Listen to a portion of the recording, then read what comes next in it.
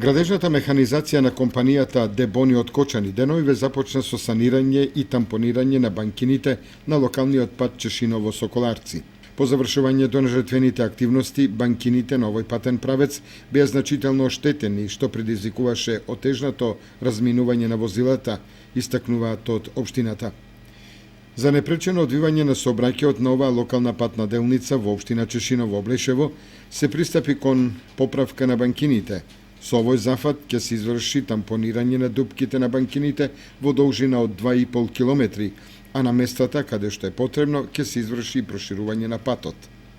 Средствата кои ќе бидат потрошени за овој значаен комунален зафат се од сопствениот буџет на општината.